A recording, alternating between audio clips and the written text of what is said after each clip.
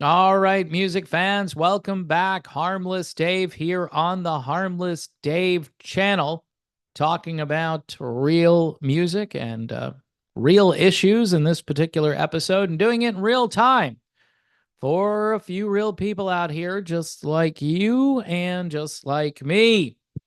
Thanks for subscribing to the channel. I'm getting a lot of subs coming over from the old channel, most likely.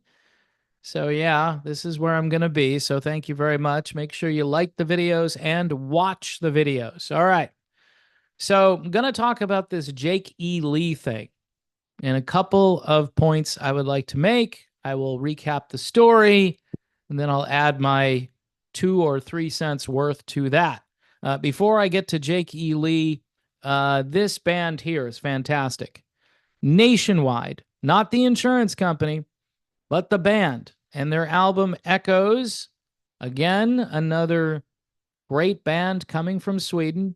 My good friend Carl Berglund, who is in this band, um, he sent me the CD and a couple of really nice t-shirts from his old band called AOR, or Age of Reflection.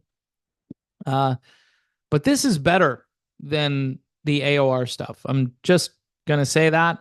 And I don't know, White Snake, Deep Purple, maybe a little Kansas in there. I don't know. You're gonna have to go listen to this. I don't know how to really categorize it or compare it to other things, but I'm sure you can come up with stuff.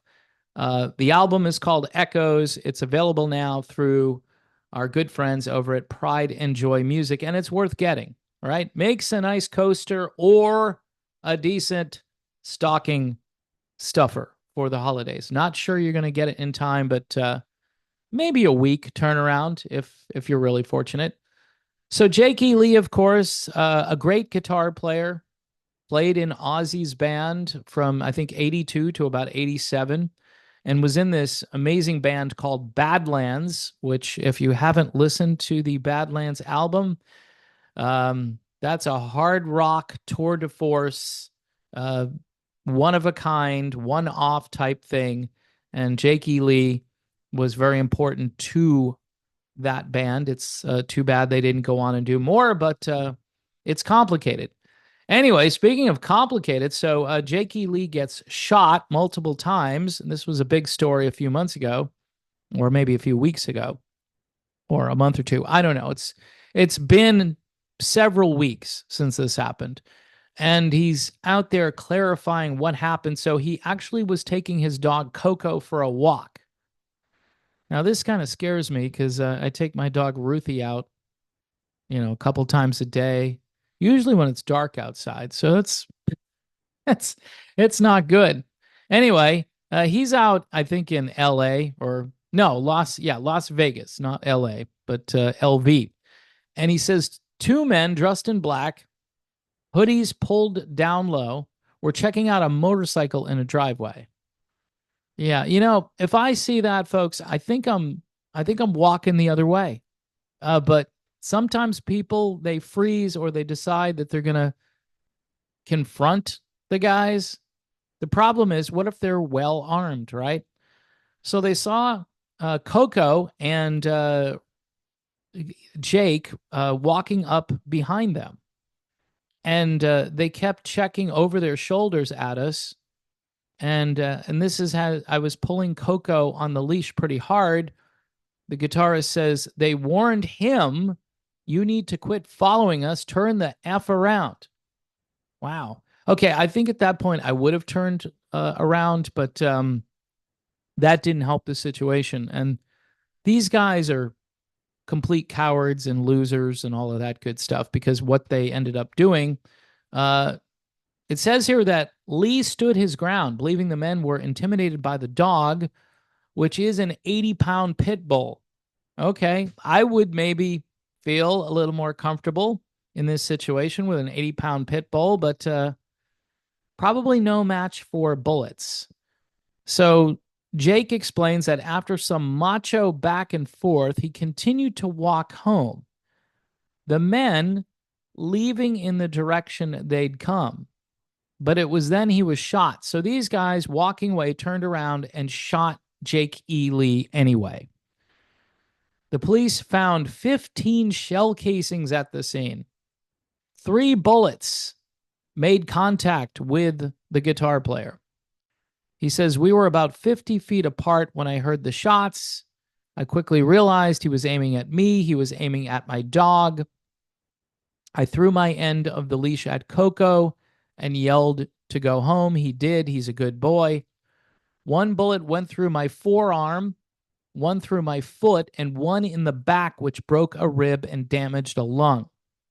All the fingers still move." So that's good if you're a fan of Jake's guitar playing. Of course, he had to replace Randy Rhoads, which was an impossible thing to do, and I think he did pretty well with that.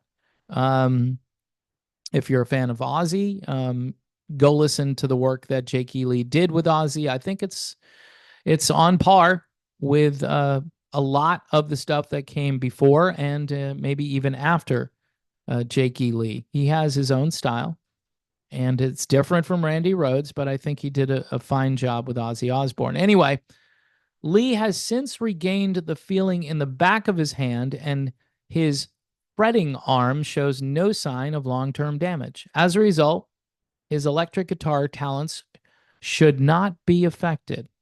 So that's good news. Anyway, it's just really sad. They talk a lot about the incident. They do mention these guys in hoodies and so forth, but do the police have any leads on this? And this shouldn't happen. If these guys were about to steal a motorcycle, Jake E. Lee shouldn't be shot for observing them about to steal a motorcycle. And it's just tragic, but in some ways, the world we live in doesn't make a lot of sense. And so I'm not sure what else to say about this, other than it's good to know that Jake is making a full recovery. It would be nice if they would apprehend these losers who perpetrated this particular crime, and they should probably go to jail for the rest of their lives, in my humble opinion. So anyway, folks, is it a good story? Does it have a good ending? Yeah, it has a partially good ending, but I'd like to see these guys put in jail for a long time. This band here, they don't deserve any jail time whatsoever. That's called a transition, and it was really bad. Nationwide and their album called Echoes. If you like good old-fashioned melodic rock, maybe 80s-ish. By the way, I'm being told by famous people that I'm kind of cheesy in my music taste, so guilty as charged. Provolone all the way. If I'm going to do cheese, it's going to be like provolone. Parmesan is really amazing. Colby Jack, right? Really good cheese. So anyway, Echoes is the album. Nationwide is the band. Carl Berglund. I'll try to remember to put a link. Sometimes I forget to put links in the description of the video, but I will try to put a link in there if you'd like to order the Echoes CD. If you go and listen to it and you say, hey, I want a physical copy, it's kind of a cool album, kind of a nice album cover. Yeah, you should do that.